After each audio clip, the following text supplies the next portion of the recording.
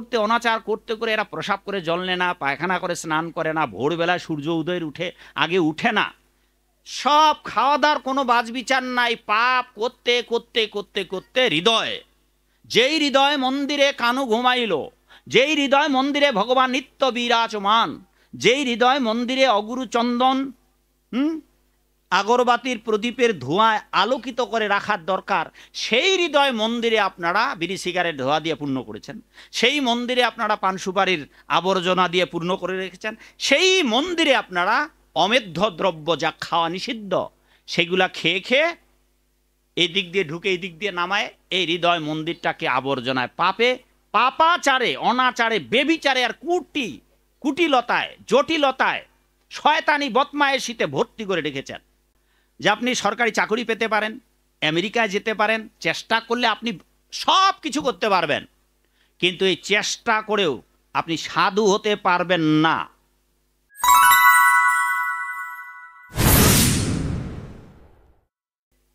আমাদের কোনো কাজ নেই, কিন্তু সারা জীবন আমার কোনো কাজ নেই, একটাই কাজ, আরেকটা কাজ আছে। একটা কাজ এই বক্তৃতা দেওয়া, মানুষকে এই ভক্তিপথে সৎপথে নিয়ে আসা, আরেকটা কাজ সেটি হচ্ছে আমি অবসর পেলেই গ্রন্থ লিখি, যাতে করে সমাজের মানুষেরা এই ধর্মের ব্যাপারে জানতে পারে। এই যে যুবক ছেলেরা আসছে, আগের দিন আসতো না, আগের দিন এই ঘাটের মোড়াগুলো আসতো, কদিন পরেই যাবে এই বাপগুলো আসতো, ছেলেরা আসতো না। আজ আমাদের প্রচার প্রসারের ফলে ছেলেমেয়েরা আসতেছে, যাদের শুনলে যাদের শোনালে হিন্দু জাতির মেরুদণ্ড সোজা হয়ে দাঁড়াবে। আমাদের দরকার তাদের, কারণ যারা অনেক পাপ করেছে, যাদের আয়ুষ্কাল অনেক গড়িয়ে গেছে, 50 যাদের অধিক হয়েছে, এই মানুষদের পেছনে যে সময়টা দিয়ে তাদেরকে ভক্ত করা যাবে তার অর্ধেক সময় দিয়ে যুবকদের ভক্ত করা যাবে। কেন বাবা জানেন?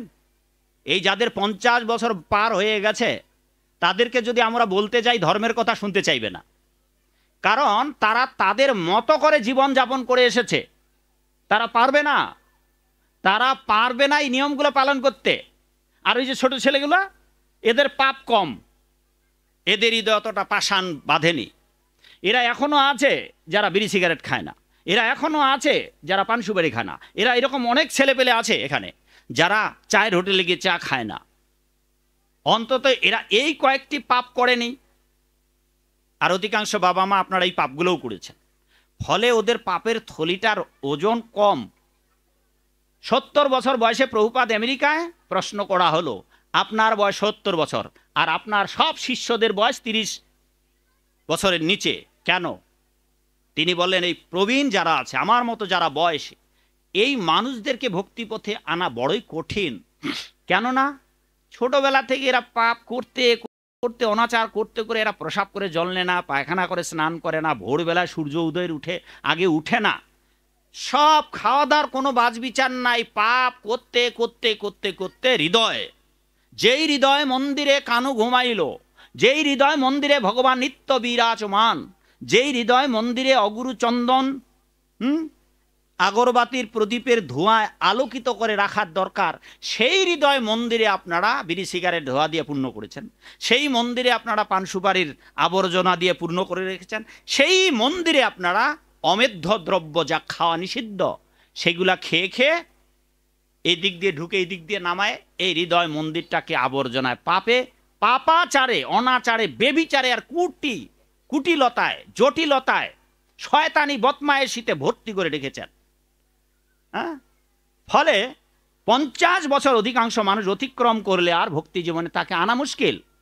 একটা মানুষকে কৃষ্ণ ভক্ত তৈরি করা কত গ্যালন গ্যালন যে রক্ত আমাদের শেষ করতে হয়, এইটা আপনারা বুঝবেন না। যেদিন নিজে ভক্ত হবেন, তারপর আপনি ভক্ত হওয়ার পর জীবনে একটা মানুষকে ভক্তিপথে নিয়ে আসুন, তাহলেই বুঝবেন।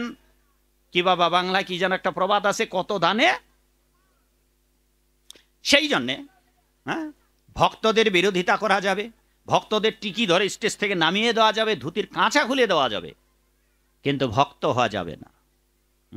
সেদিনও বলেছিলাম যে আপনি সরকারি চাকরি পেতে পারেন, আমেরিকায় যেতে পারেন, চেষ্টা করলে আপনি সব কিছু করতে পারবেন, কিন্তু এই চেষ্টা করেও আপনি সাধু হতে পারবেন না।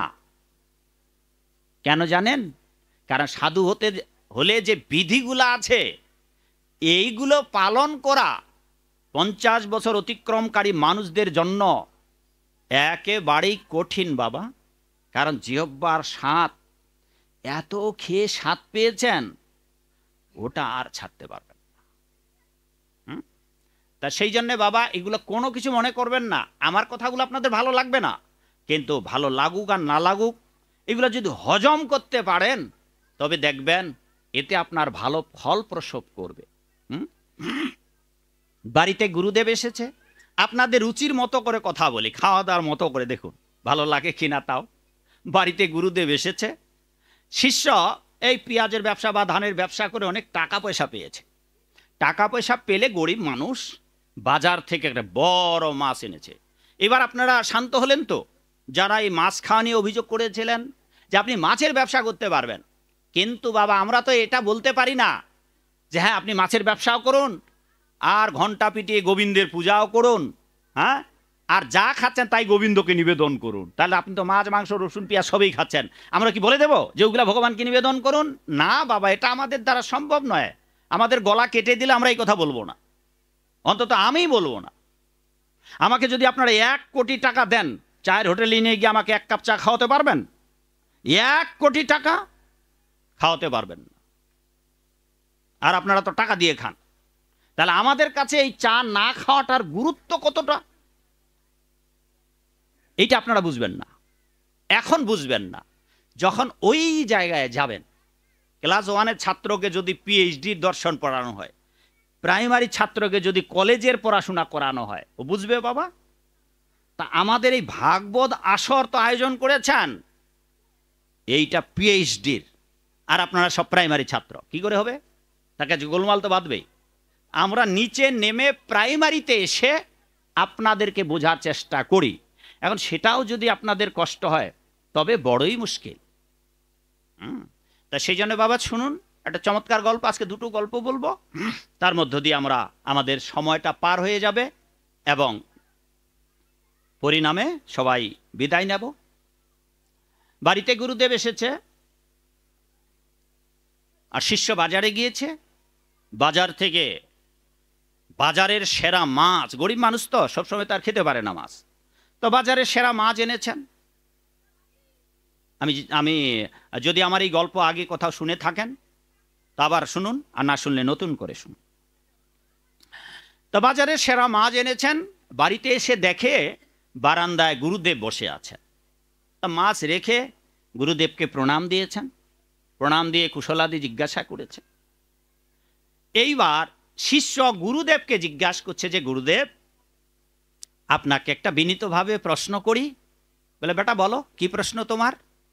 যে আমাদের শাস্ত্রে এই যে মাছ এনেছি, এই মাছ খাওয়ার কি কোনো বিধি আছে? গুরুদেব বললেন হ্যাঁ বিধি আছে, মাছ খাওয়ার বিধি আছে। এটা একটা কাহিনী, আর একটা বাস্তব ঘটনা আমার জীবনে, সেটা ব্রাহ্মণবাড়িয়া হয়েছিল।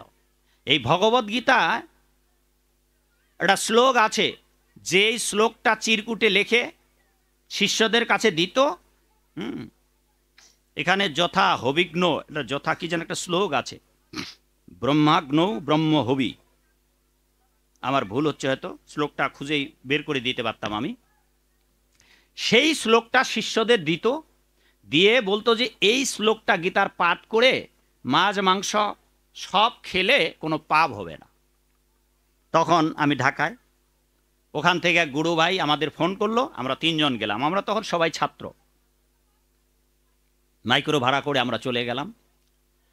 আর আমি তখনই টেবিল থাপড়ানো তুখোর বক্তা, এখন তো ঠান্ডা করে বলি।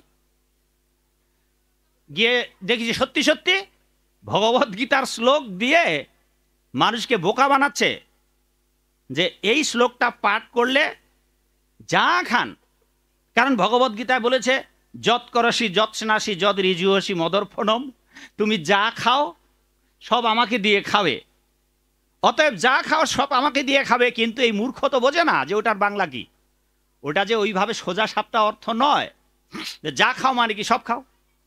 এখন ভগবদ্গীতায় ভগবান বলেছেন যে অর্জুন যাদের কিছু নেই তারা আমাকে পত্রং পুষ্পং ফলং ত্বং জমে ভক্ত প্রযচ্ছতে, তারা আমাকে পাতা দিতে পারবে, পাতা দিয়ে পূজা করতে পারবে, ফুল দিয়ে পূজা করতে পারবে।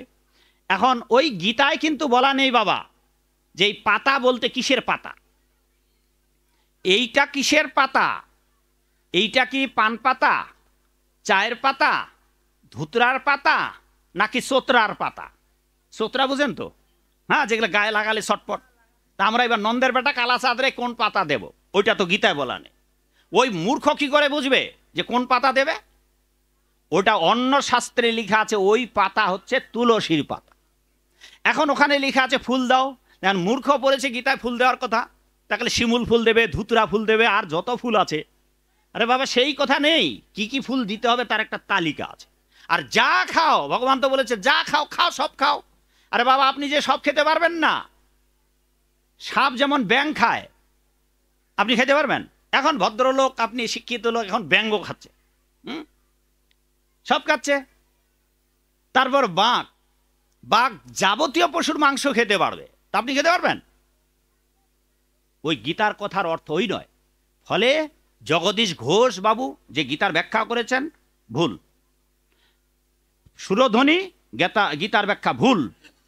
ওরা নিজেরা ভক্ত ছিলেন না, তাই ব্যাখ্যাও ভুল হবে। ওরা ওই রকম বুঝেছেন পাতা মানে যে কোনো পাতা। ফলে তারা যুক্তি দেখান যে আমরা চা খেতে পারবো। কেন? চা কি বাবা?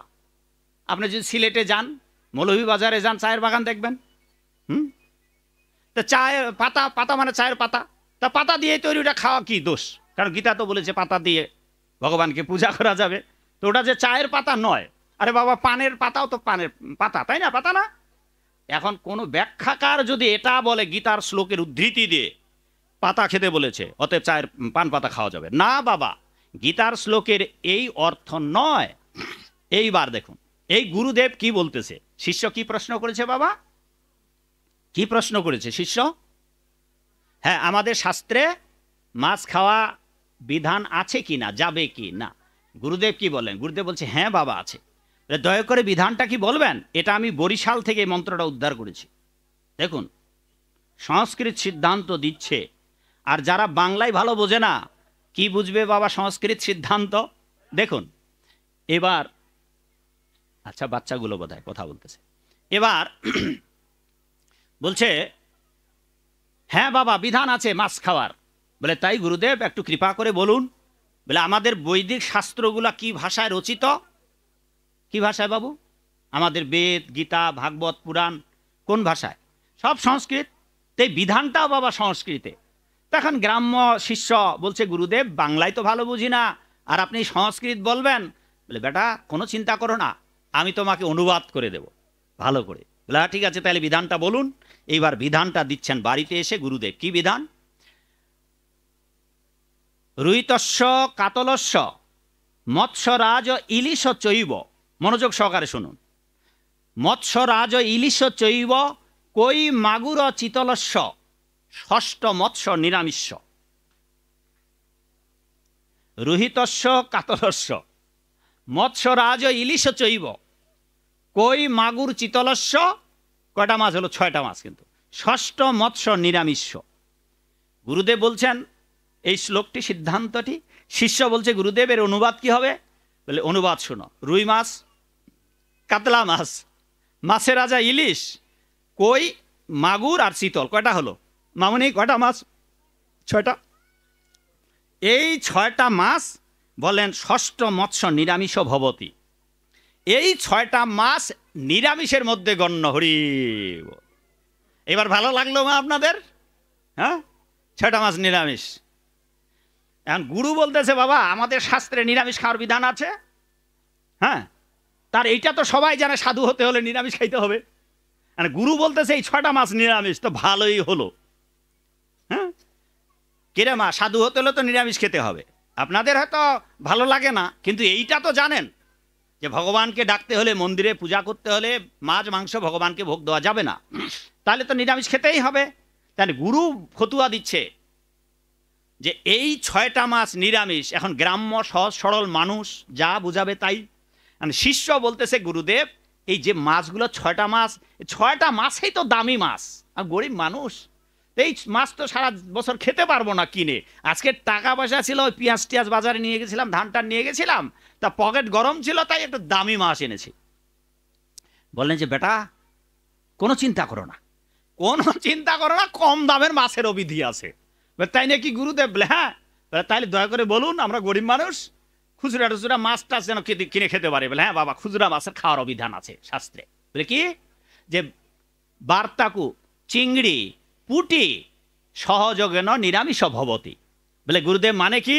বলে যত রকমের খুচরা মাছ আছে, ছোট ছোট মাছ আছে, বার্তাকু, এটা সংস্কৃত শব্দ।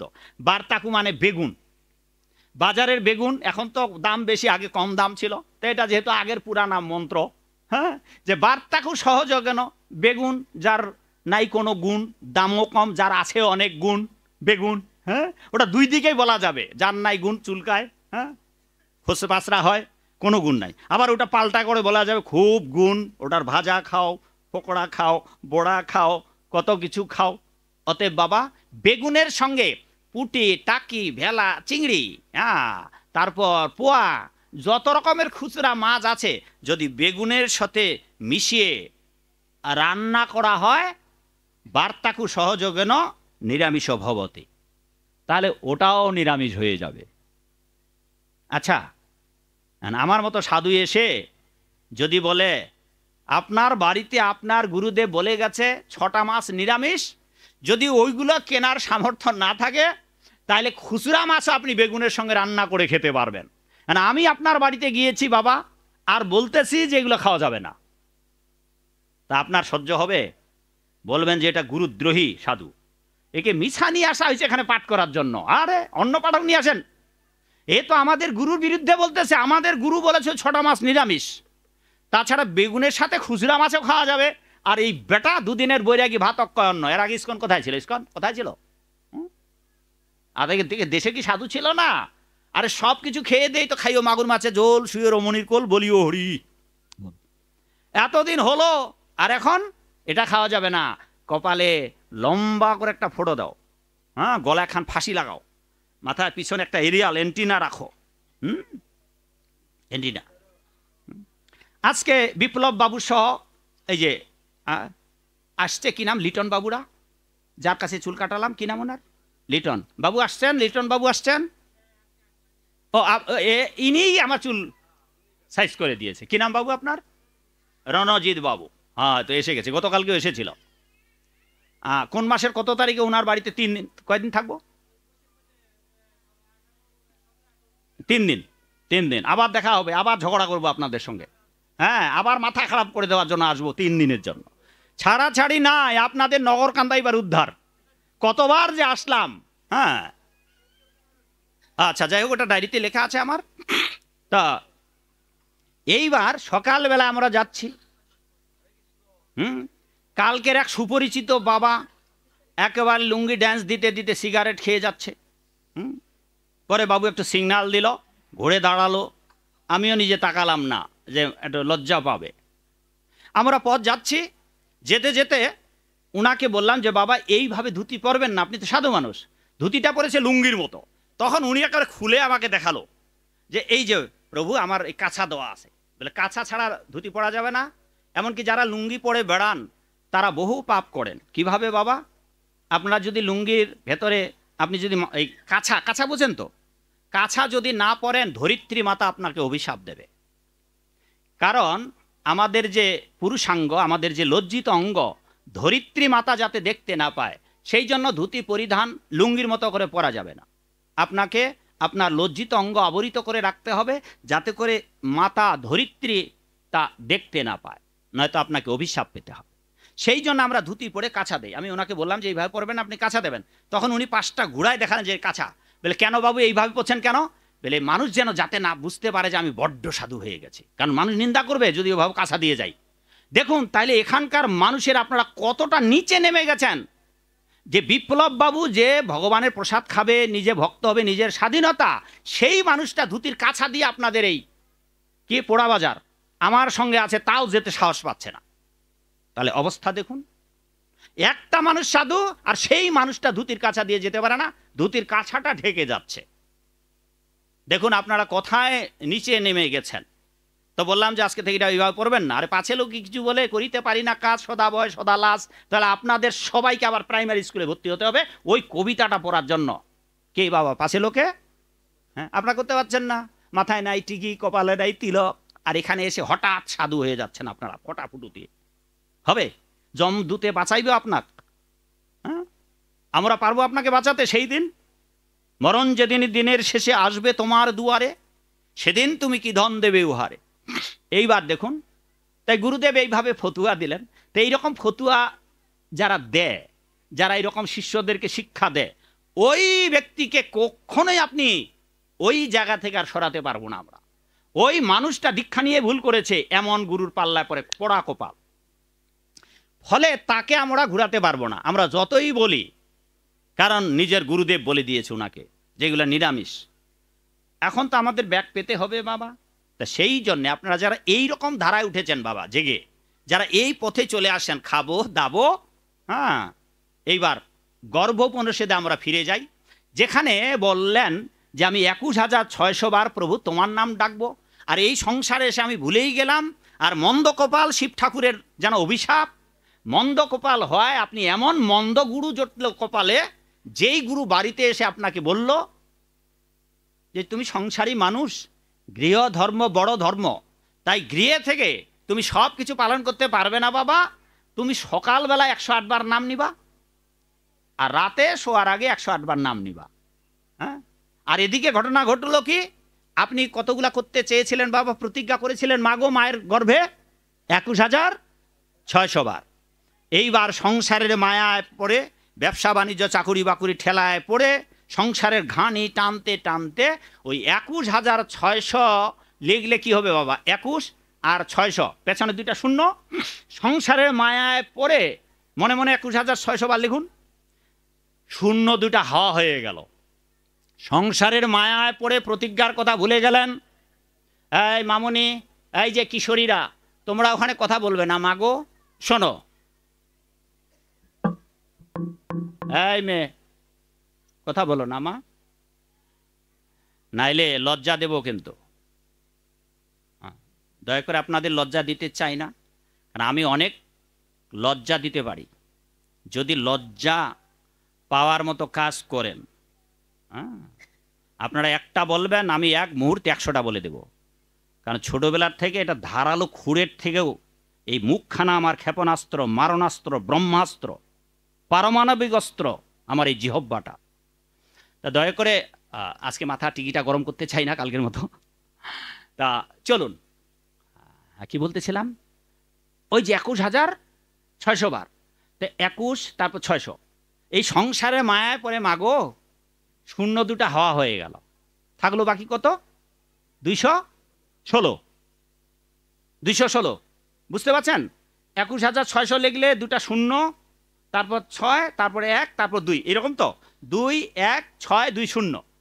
তো সংসারের মায়া পরে শূন্য 2টা হাওয়া হয়ে গেল, বাকি থাকলো 216। এইবার বাড়িতে গুরু এসে কি বলল? সকালে 108 বার, সন্ধ্যা 108 বার, 108 108 যোগ করলে কত হবে? এখনকার অধিকাংশ গুরুরা এই 216 বার জপ করায়, বাকি সব হাওয়া হয়ে গেল। তাতে হবে? প্রতিজ্ঞা তো করে এসেছিলেন 21,600 বার, আর আমাদের ভক্তরা, গৌড়ীয় ধারার ভক্তরা জপ করে 27,000, 16 মালা জপ করে তারা। এই জায়গায় গিয়ে এই প্রতিজ্ঞা রক্ষা করতে হবে যা প্রতিজ্ঞা করেছিলেন মায়ের গর্ভে। আর আপনারা ওগুলাকে কিছুই মনে করেন না, খালি ফুর্তি করব। যাবৎ জীবেত সুখং জীবেত, ঋণং কৃত্য ঘৃতং পিবেত। চারবাগ নামক একজন বিখ্যাত নাস্তিক ছিলেন, যিনি তার দর্শন প্রচার করেছিলেন জগতে, যে যতদিন বেঁচে আছো খেতেই থাকো, ভোগ করতেই থাকো, টাকা যদি না থাকে প্রতিবেশীর কাছ থেকে ঋণ করে নাও, আর ঘি খাও, দামি দামি খাবার খাও, টাকা নেই প্রতিবেশীর কাছে ঋণ করে নাও। কারণ দেহ কুতস্য ভূত, দেহ শ্মশানে যাবে পুড়ে ছাই, মরবার পর আর জীবন নাই। টাকা ঋণ করে খেতে খেতে খাও আর পড়ে যাও, মরে যাও। হ্যাঁ, পারলে নেশা খাও, মদ্যপান করো, খেতে খেতে পড়ো, আবার উঠো আবার খাও, আবার উঠো আবার খাও, খাইতেই থাকো, ভোগ করতেই থাকো। মরবার পর তোমার জীবন আর নেই, আর ওই ঋণের টাকা কেউ আর চাইতে আসতে পারবে না তোমার কাছে। অতএব জীবনটা ভোগ করো, বেঁচে আছো যতক্ষণ, কি বাবা আনন্দ করো মন।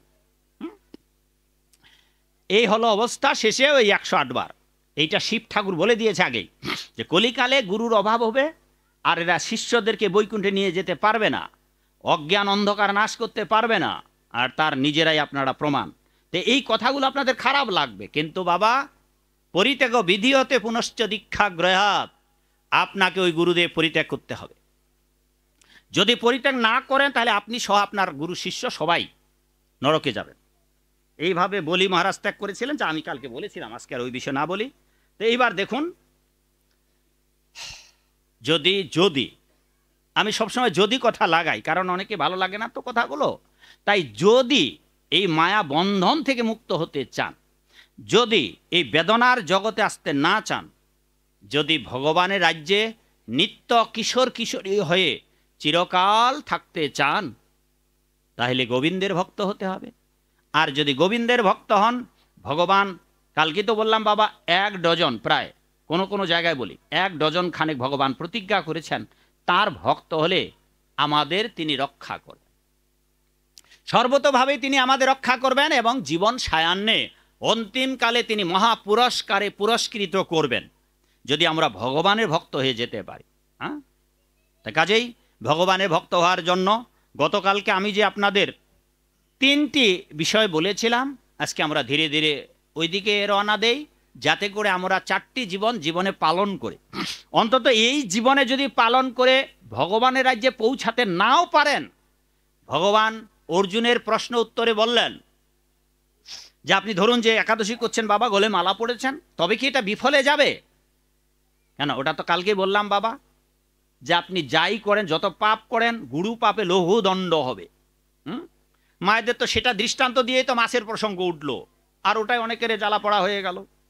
সেটাই দৃষ্টান্ত দিলাম, মাগো আপনারা কেটেছেন অনেক, যদি গলে মালা পড়েন তাহলে আর মাথা কাটা যাবে না, আঙুল কেটেই শেষ। তা তো ভালো কথা, তাতে মন খারাপ করার কি আছে বাবা?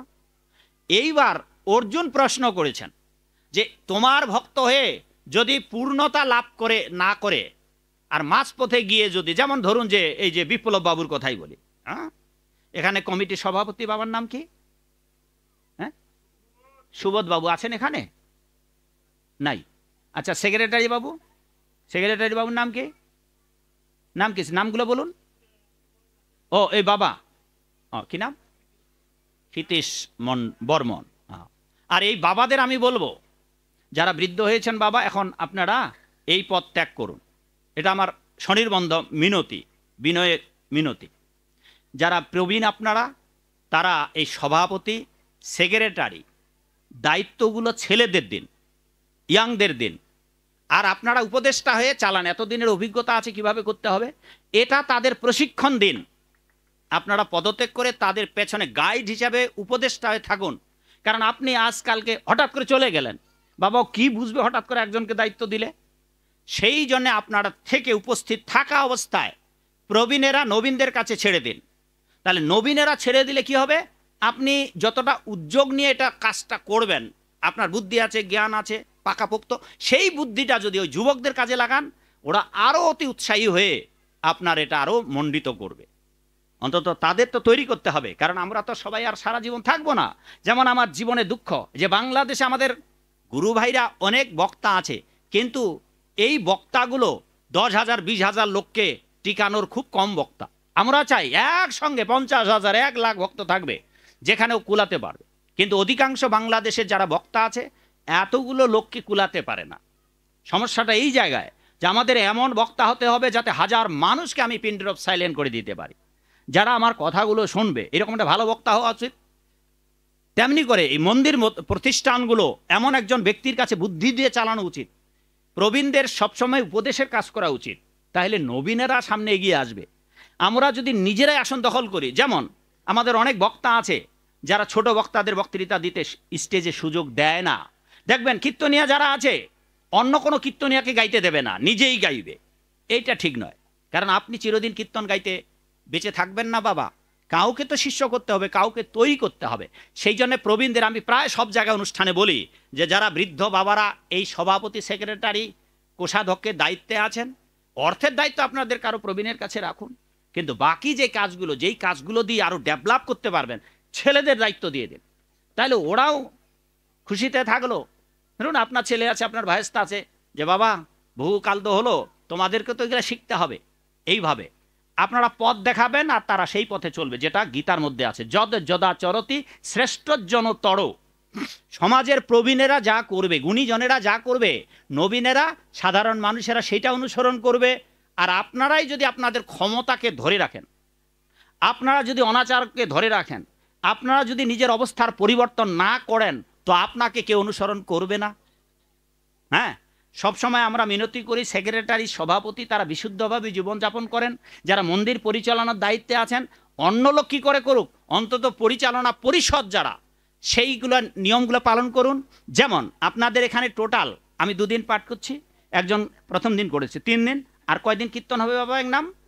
3 দিন, 3 দিনে 6 দিন, আর আর অষ্টকালীন কয়দিন? 7 দিন।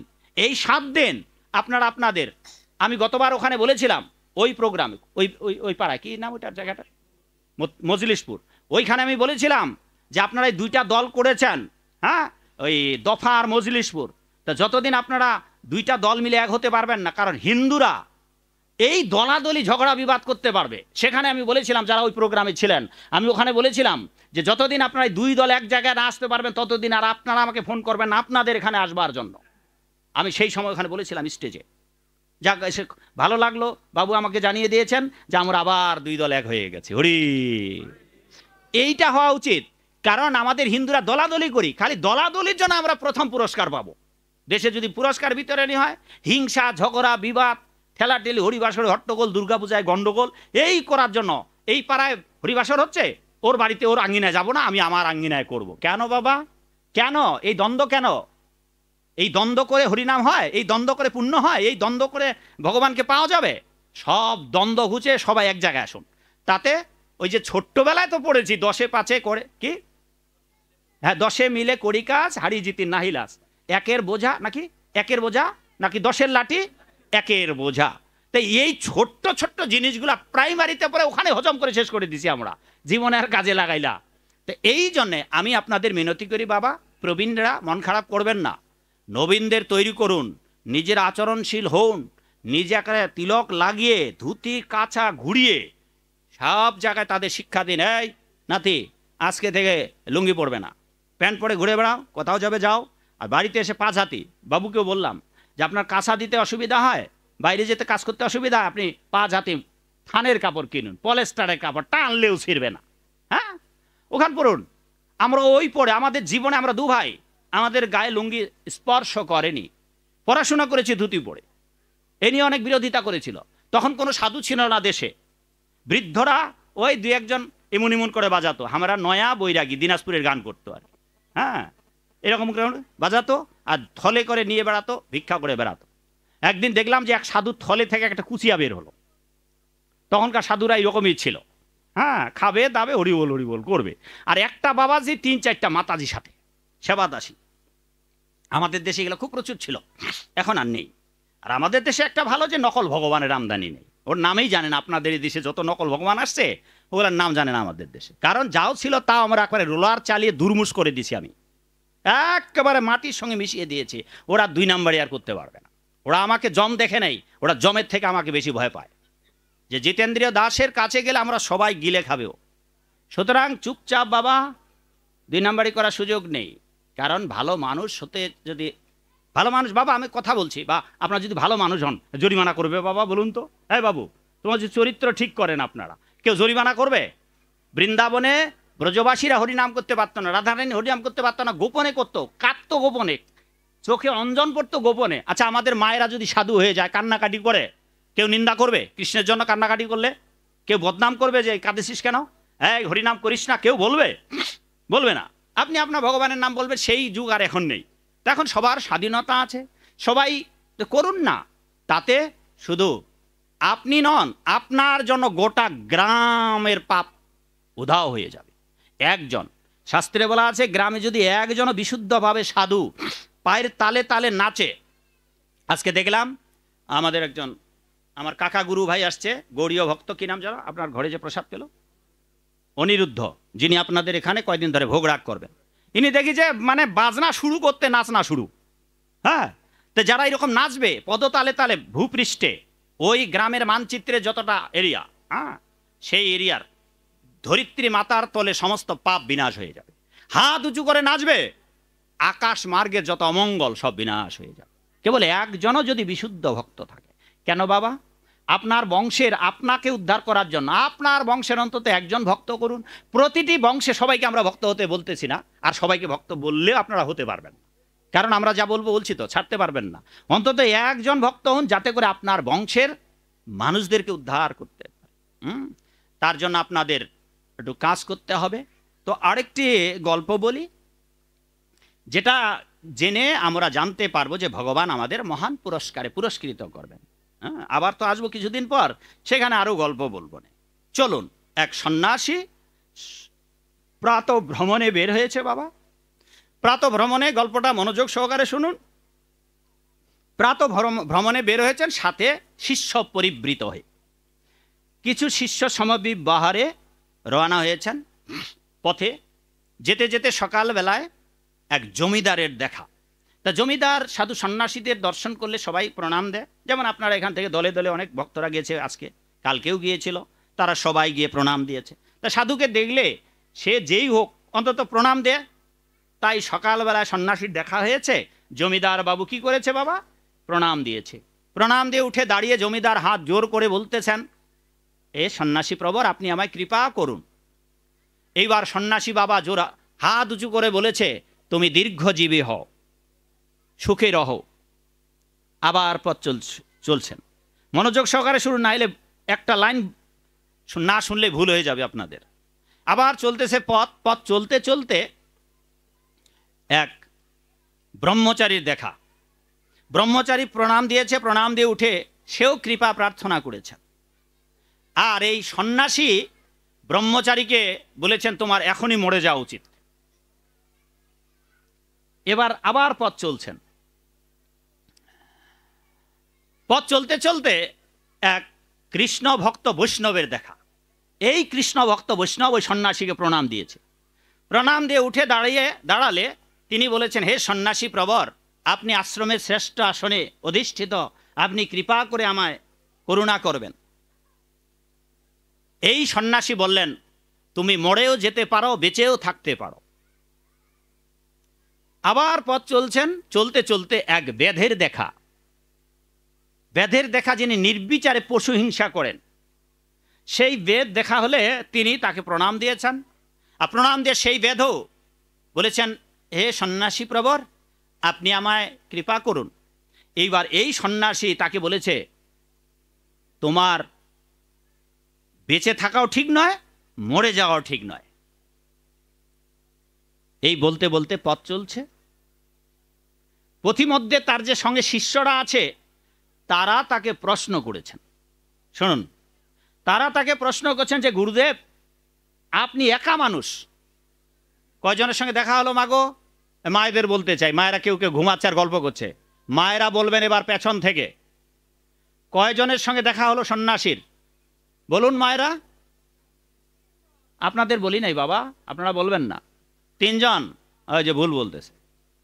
ওই মামুনিরা, কে রে মা, কিসে পড়ো তোমরা? বলো তো মা, কিসে পড়ো? তুমি কিসে পড়ো? হ্যাঁ, কিসে পড়ো? বলো, 2 জনে বলো, কিসে পড়ো তোমরা? Honours first year. তোমার বাম দিকে? হ্যাঁ, কিসে পড়ো? হ্যাঁ, আচ্ছা, এই সন্ন্যাসীর সঙ্গে পথে কয়জনের দেখা হলো? গল্প শুনেছ তোমরা, নাকি পাশ থেকে কেউ বলে দিচ্ছে? 4 জনের সঙ্গে দেখা হলো। এখন পরের প্রশ্নগুলা করবো, বাপদের একটাও করবো না, মায়েদের করব। বোঝেন? এইবার প্রথমে সন্ন্যাসীর মায়েরা উত্তর দেবেন। প্রথমে সন্ন্যাসীর সঙ্গে পথিমধ্যে প্রাত ভ্রমণকালে, সকালে ভ্রমণকালে কার সঙ্গে দেখা হলো? মায়েরা বলুন। হ্যাঁ হ্যাঁ, রাজার বা জমিদারের সঙ্গে। কি আশীর্বাদ দিয়েছিলেন মাগো? আর অন্য কেউ বলুন, কি আশীর্বাদ দিয়েছিলেন? কাছের মায়েরা কেউ বলুন। ওই মা, ঘুমাচ্ছ নাকি? ঘুমাও ঘুমাও, 23 ঘন্টা ঘুমাবে পরজন্মে, আরো ভালো ঘুমাইতে পারবে। হ্যাঁ, কি প্রশ্ন করেছিলেন? হ্যাঁ, না কি আশীর্বাদ দিয়েছিলেন? হ্যাঁ, দীর্ঘায়ু হও, সুখে থাকো। এইবার শুনুন, এখন শিষ্যরা সাথী তো আছে, তো বললেন যে গুরুদেব আপনি একজন মানুষ, আর ওদের 4 জনের সঙ্গে দেখা হলো, আর এক এক জনকে এক এক রকমের বর দিলেন। কি কি বর দিলেন দেখুন কাণ্ডখানা। এই জমিদারকে কি বললেন? তুমি দীর্ঘজীবী হও বা সুখে থাকো। বললেন যে এই জমিদারকে, এই ধনী ব্যক্তিকে এই জন্যেই বলেছি যে আপনি দীর্ঘজীবী হন, কারণ এই ধর্মে এই ব্যক্তিটি অর্থের দম্ভের অহংকারে ভগবানকে ভুলে গেছে, খালি ভোগ বাসনায় প্রমত্ত, ধন সম্মতে প্রমত্ত হয়ে পরকালে চিন্তা ভাবনা নেই। এ আমার কাছে আশীর্বাদ চাইতে এসেছে ওই একটা উদ্দেশ্যে যেন সুখে থাকে, সেই জন্য ওকে বলেছি তুমি দীর্ঘজীবী হও, আরো জীবনে সুখ ভোগ করো। ওকে এই জন্য বলেছি, কারণ ও যতদিন পৃথিবীতে আছে ততদিন সুখ ভোগ করবে, কারণ যেহেতু গোবিন্দের ভজনা করছে না, মরে গেলে তো নরকে শাস্তি পেতে হবে। সেই জন্য আমি আশীর্বাদ দিয়ে ওর আয়ুটা বাড়ানোর চেষ্টা করছি, যে অন্তত এখানেই কিছুদিন সুখে শান্তিতে থাকো। আরে বেটা, তুমি তো অতবাগা, তুমি তো অন্ধ, তুমি তো সাধুর তো কথা শুনবা না, তা মরে গেলে তো তোমাকে নরকে শাস্তি পেতে হবে। এই জন্যই বলেছি তুমি দীর্ঘজীবী হও। ভালো কথা। এবার দ্বিতীয়বারে কার সঙ্গে দেখা হলো? মাগো সাধু, সাধু না। এই জন্যই বলেছিলাম মনোযোগ সহকারে শুনুন। এবার আপনারা বলবেন দ্বিতীয়বার কার সঙ্গে দেখা হলো? বলুন বাবুরা। এই বাবুরাও খাইছে হজম। দ্বিতীয়বারে দেখা হলো ব্রহ্মচারীর। এবার কি বললেন? ব্রহ্মচারীকে সন্ন্যাসী, সেটা বলুন। তার মানে কি আপনারা মনোযোগ সহকারে শুনতেছেন না? বৃথাই বকবক করছি। কি বললেন? হ্যাঁ, বলে তোমার এখনই মরে যাওয়া উচিত। এখন কেউ যদি প্রণাম দিতে আসে বাবা আমাকে, আর আমি যদি বলি বেটা তোমার এখনই মরে যাওয়া উচিত, কি অবস্থা হবে বাবা? কি বাবু, প্রণাম দিতে গেছেন আর আপনাকে বলছে এখনই মৃত্যু হোক, ভালো লাগবে? এইবার গুরুদেব উত্তর দিচ্ছেন, কেন বলেছি ওকে? আরে ও তো ব্রহ্মচারী সন্ন্যাসী, ও বাবা মার ভালোবাসা ছেড়ে হা কৃষ্ণ গোবিন্দ বলে হরিনাম প্রচার করে আজ দেশান্তরী হয়েছে। ও তো ভগবানকে লাভ করেছে, এত এই জগতে থেকে কষ্ট করার দরকার কি? তাই বলছে ওর মরে যাওয়া উচিত। মরে গেলে গোবিন্দের কাছে যাবে, সোজা মহানন্দে, দিব্যানন্দে, চিদানন্দে বৈকুণ্ঠে যাবে। হরি। সেই জন্য ওকে বলেছি তোমার মরে যাওয়া উচিত। তা সুতরাং সাধুরা যা বলবে সবটাই মঙ্গল, ওর পেছনে নিশ্চয়ই কোনো না কোনো কারণ আছে। এত শক্ত কথা, এত নিষ্ঠুরের মতো কথা আর সাধু মানুষ কেউ কাউকে বলতে পারে যে তোমার এখনই মরে যাও? ওটার পেছনে কারণ আছে। হ্যাঁ, তা সুতরাং সাধুরা যা মুখ দিয়ে বলবে এটা সহ্য করতে হবে, নিশ্চয়ই পেছনে কোনো ব্যাকগ্রাউন্ড আছে। এইবার 3 নম্বরে কার সঙ্গে দেখা হলো? এইবার ওই মামুনিরা 3 নম্বর কার সঙ্গে দেখা হলো? আপনাদের সঙ্গে, বৈষ্ণবের সঙ্গে দেখা হলো, কৃষ্ণ ভক্তের সঙ্গে দেখা হলো। আর এই কৃষ্ণ ভক্ত বৈষ্ণবের সঙ্গে দেখা হলে ওই সন্ন্যাসী আশীর্বাদ করলেন। কি আশীর্বাদ? দুটোই দিলেন। তুমি মরেও যেতে পারো, বেঁচেও থাকতে পারো। একে আর মরতেও বললেন না, দীর্ঘজীবী হতেও বললেন না, দুটোই বললেন। তুমি মরেও যেতে পারো, বেঁচেও থাকতে পারো। ওরে বাবা, এই পাশে তো এতগুলো আছে তা দেখেই নাই, কিন্তু জিহ্বায় জল আসলে খেতে পারবো না বাবা। জিলোপা কি বলেন আপনারা? জিলাপি, হ্যাঁ রাইট। এইবার বলেছে তুমি মরেও যেতে পারো, বেঁচেও থাকতে পারো। কি রহস্য? শিষ্যরা তো সাথেই, যে গুরুদেব এটার কারণ কি? ওনাকে মরেও যেতে বললেন, বলে বেঁচেও থাকতে বললেন, দুটাই দিলেন। তুমি মরেও যেতে পারো, বেঁচে থাকতে পারো। এই জন্যই বলেছি এই কৃষ্ণ ভক্ত যতদিন এই পৃথিবীতে থাকবে ততদিন অন্যজনকে কৃষ্ণ ভক্ত বানাবে। এ যদি বেঁচেও থাকে সেটা লাভ হবে।